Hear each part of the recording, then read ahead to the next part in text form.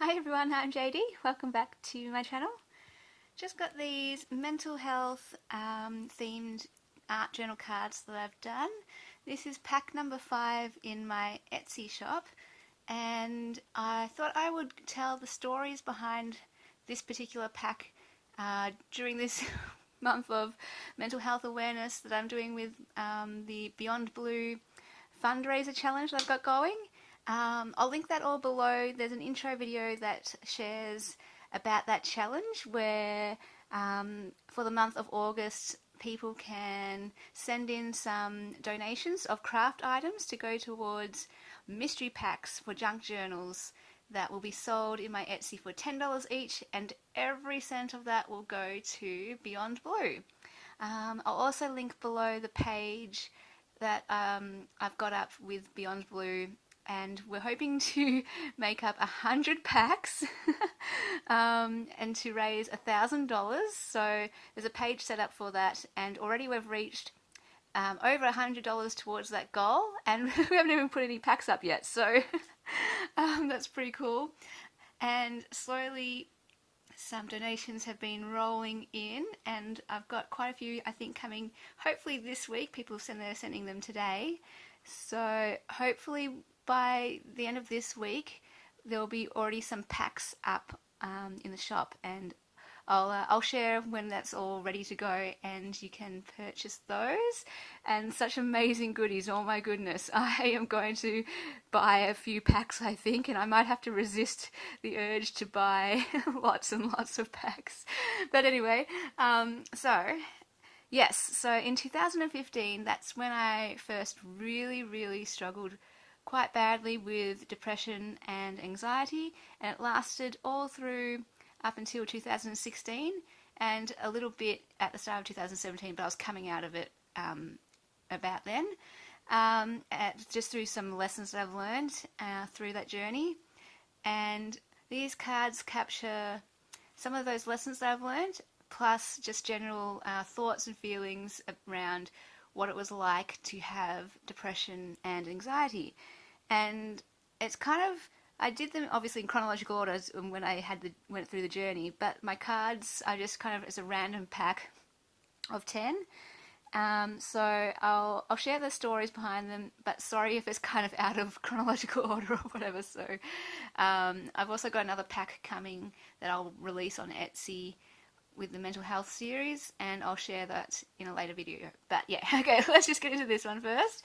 So this one is called What's Left of Me, and it's about these two people or figures represent voices of society or expectations of different people in your life, whether they're friends, family, strangers, I don't know, people you look up to, or whatever. So just all these voices that can be telling you do this, or say this, look like this, wear these clothes, and talk like this, and have this job, and like these things, and don't like these things. And like those voices can happen right from the kindergarten all the way up with peer pressure, that kind of thing, and then even as you get older, it's still people always kind of telling you what to do, or having those expectations or opinions of you and what they think you should do, or what they want you to do. And as a people pleaser, it got to a point where, like, for most of my life, people pleasing worked for me because I was able to do what people wanted me to do, and everyone was happy, and I was like, yay, I'm doing really well, awesome, I make people happy, la la la.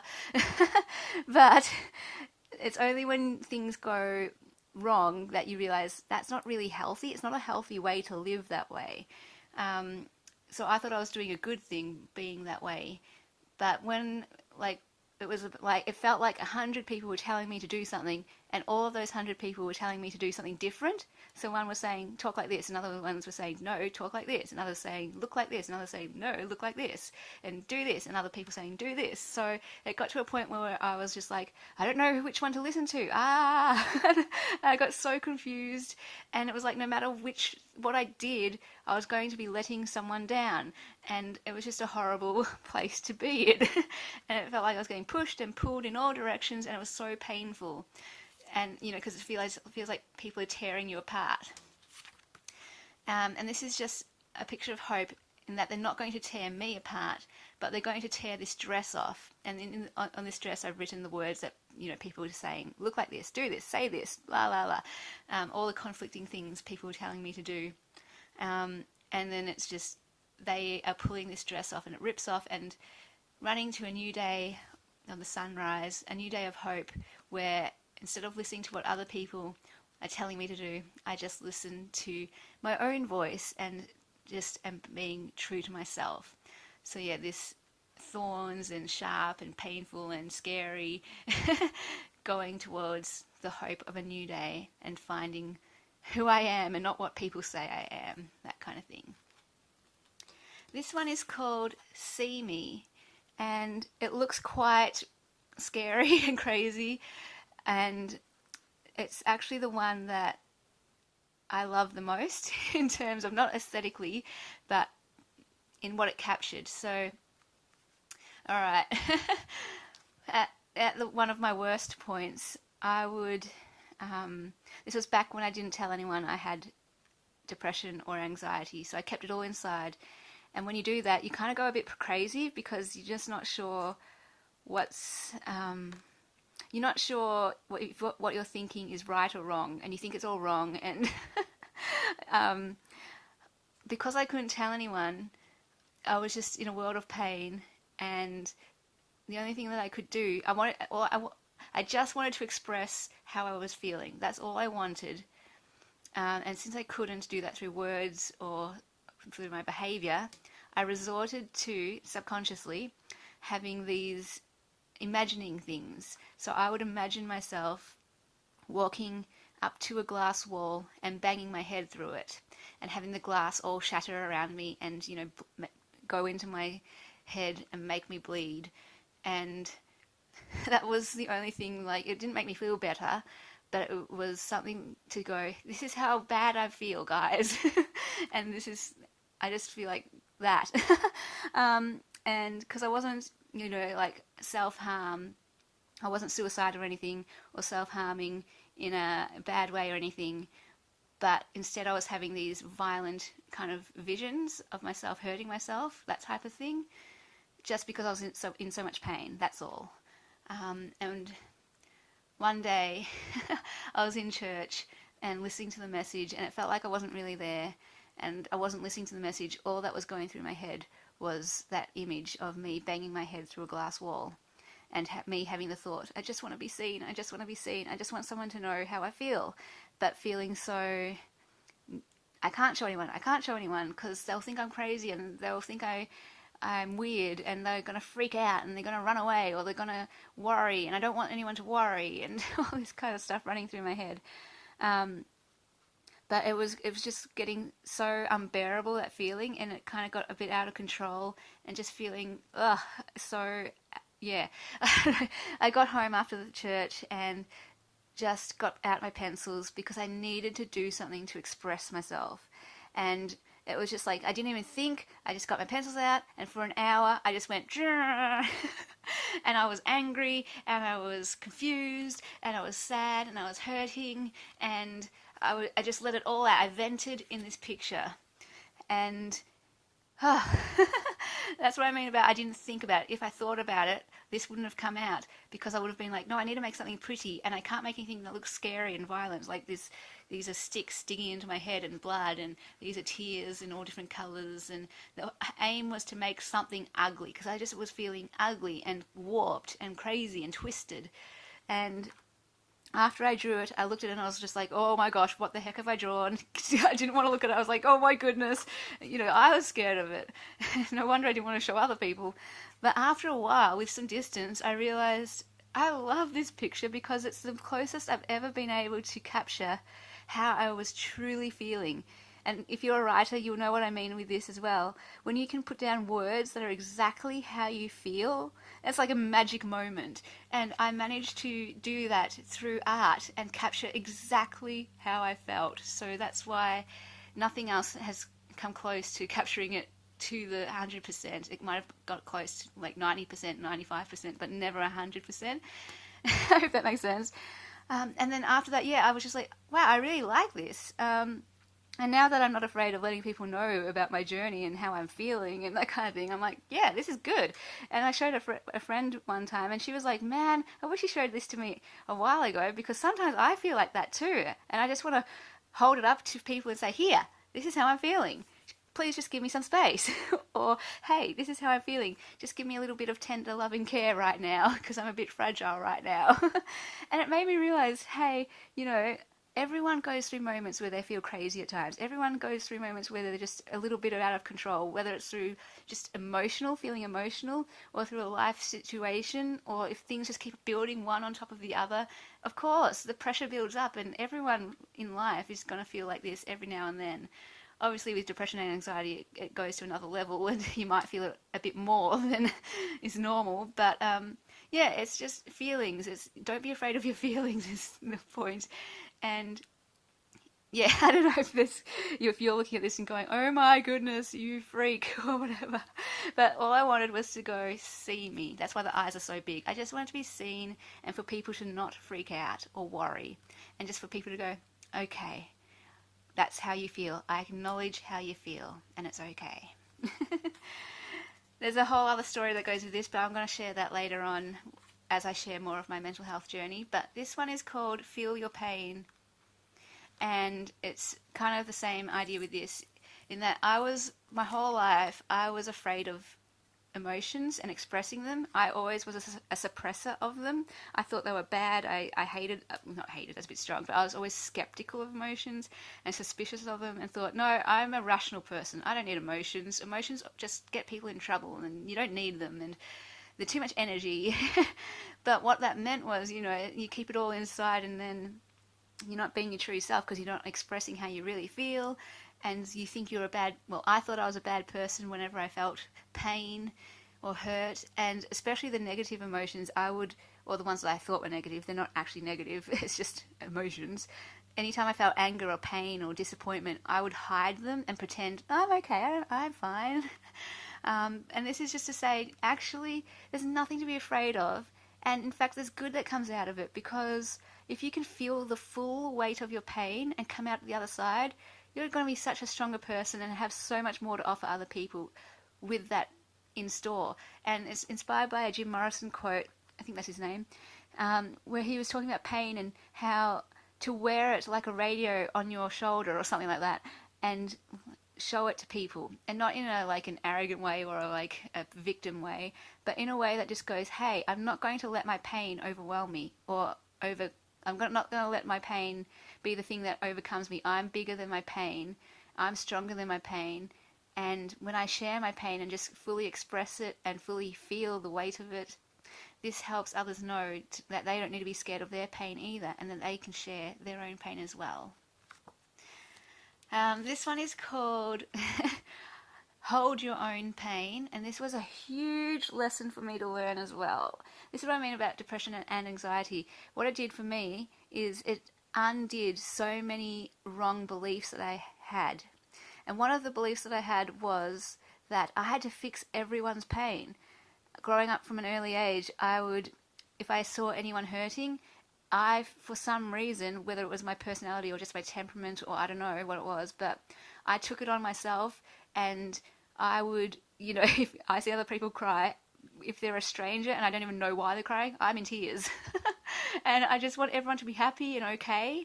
And even when my friends would fight at school, I would always be that person going back and forth between the parties and going, hey, what's wrong? Hey, this person's sorry. Hey, do you want to make up now? And hey, this is the true story, and everything's okay, and everyone get along. And when the people weren't, I felt responsible. That it was up to me to fix things. And don't ask me why, but so that would always be on my shoulders. And what I learned was, one, it's none of your business. Two, as in it's their business, and I was just butting in, going, what's wrong? What's the other person? What did they do to you? And what did you do? And it was kind of nosy, to be honest. But also, it robs, if I'm the one fixing everything, it robs them of taking responsibility and ownership of their own pain and problems and the mess that they got themselves in, or whatever it is. And of course I can care and still be there for them and help in any way I can, but it's up to them to fix their own problems, and they've got to be the ones to be big enough to do that and grow through it. And for me, like, it also was a pride thing, I suppose. You know, like, look at me, I fix everyone's problems. How good am I? And you just can't have that. It's got to be up to them to be that person big enough to do that. So the thing I had to learn was I had to let go of everyone's problems and pain, which was really hard to do.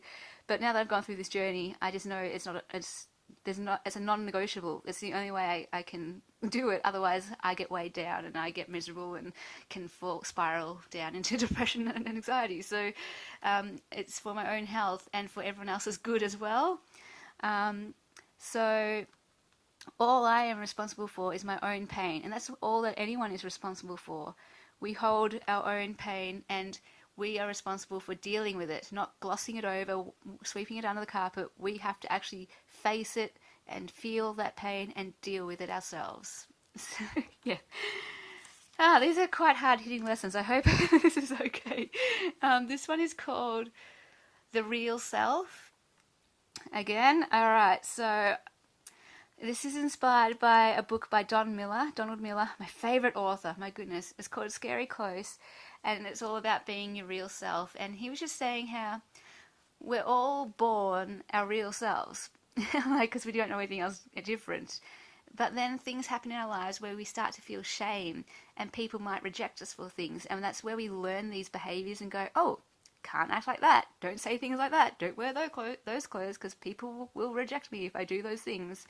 And through those experiences, what that does to us, or a lot of people, is it conditions us to behave in a certain way, and it tells us where we get our worth from. And so we cover up with those things that will make people like us. So for Don Miller, he was saying things like humour and being the class clown and his intelligence and being a writer and his success and achievements as a writer. That's what he fell back on, to have people like him and to make him feel a sense of worth and love. And it's going to be different for everyone, what we use to cover up and make ourselves feel worthy and loved. But for me, it was also intelligence, so I always wanted to get straight A's at school. Morality, in that I always wanted to be a good person, a goody two-shoes, that kind of thing, never breaks rules. And none of these are bad things to be. It's only bad when you use them for your worth, because we're worthy no matter what anyway. And so I'll still be all these things and want to be these things because I value them and they're good things, but I no longer get my worth from them. I know I no longer get my worth from them. So, but back then I would be nice. I used niceness as a thing to get people to like me and get my worth. So I always was like, I have to be nice always. And like, I still do want to be nice, but now I do it because I want to be nice, not to get my worth from it. And this one, perfection, so I was always Little Miss Perfect and always had to be, perfect. And achievement, I always relied on, my straight A's and awards and things like that to get my worth. So these were just my subconscious things that I told myself. You had to do good, and I had to be right all the time. I had to know everything, and I had to have it all together, and I had to perform well all the time, and I had to please everyone, and I had to look okay even when I wasn't, and I had to impress everyone. And these were the things I thought I had to do to be liked. Again, now I know I don't need to do anything to be liked or to get my worth or to be loved. I am already loved. I am already worthy. And these are just things that I do because I value them. This one is called Replay. It's a remote control. And this is about, I know lots of people struggle with this one. When you replay a mistake over and over again, or you replay something that you did that was, or said, or I don't know, and you just replay it over and over again, like a regret that you have, or something where you just feel like an idiot. And it came from a very specific occurrence or event, and I won't share what it was because, other people are involved in everything. But I made a huge mistake in my eyes. Like, I blew it up out of proportion, as you do when you have depression and anxiety, or just in general, people can blow things up way out of proportion. And other people got hurt in the fallout, like just were affected by it. And I thought, oh, everyone hates me now, and I'm no good, and I can't do anything anymore, and I should just give up. And I was wallowing on my bed, and I cried my eyes out because I just felt so horrible. And yeah, it was a really horrible time going through this. And I would replay the event over and over and over, and I would replay all those thoughts I had about myself. You're an idiot. How could you do this? How could you have done this to people? And they must hate me, and over and over and over in my head. And I just had to learn, at some point you just got to push the stop button. And this is a tool that you do have to learn. It's really hard to do, but I would always go rewind, play, rewind, play, rewind, play. And it's just not healthy at all. And it just got to a point where it's like, I can't do this anymore. It's killing me. It's like, it's destroying me. I need to do something. So I just literally had to stop, push stop, stop, stop, and or the off button. And that was the only thing I could do for my health. And I'm getting better at it now that I've learnt this lesson. So those thoughts do come every now and then where I just replay things, but there comes a point where you just go stop. This one's along the similar lines, and this is the biggest, most helpful tool that I got out of the whole depression and anxiety journey. There's a lot of things that I've got in my toolkit now that I can fall back on whenever I feel myself spiraling down, if that happens again. But out of all the tools, this is the one that really helps me. And for different people, different tools will help different people. And I'm going to share a bit more about that in later videos about my journey and the things that helped me, because I'm sure, if it helped me, it might not help everyone, of course, but there's going to be some people who it will help. And because I'm a very practical person, so this is a practical tool. And it's just simply asking the question, is this helpful?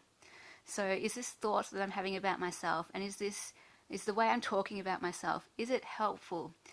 And by that I mean, is it tearing myself to shreds and destroying me? Or is it lifting me up and building myself up? And if it's tearing myself to shreds, which, I was a pro at doing, then I just, that one question stops me in my tracks, and I change my thought, I change my way I see myself, I change the way I talk about myself. And like I said, it took forever to learn this, but now it's quite an easy lesson for me to apply. But it did take 2 years of kind of working with this lesson before it's become something that I can easily use. So yeah. This one is along the same lines as well. It's called Be Your Own Cheerleader. And you can't really see the writing, but it does say, go for it, you're a masterpiece, you're great as you are. And this girl has some green traffic lights on her. So this is the good cheerleader. This is the bad one. It says, you can do it. I mean, you can't do it. You're no good. Idiot. Stop. Stop as in you can't do anything. Don't do anything. Don't try new things. Don't go for your dreams. Stuff like that. And this is my head and just the cheerleaders on my shoulders. And so this one came from a book, inspired by a book by Lisa TerKeurst. I don't know how you say it. I think it's called Uninvited, the book. And she told this story of how, something happened and she was talking about herself badly, and this guy said to her, how dare you speak about yourself that way? And it just really, that spoke to me. It was God speaking to me in that moment. And it just showed me, that was him saying to me, how dare you speak to yourself that way? How dare you tear yourself down? How dare you tear yourself to shreds? You are a masterpiece and you are so loved and so worthy. So how dare you do that?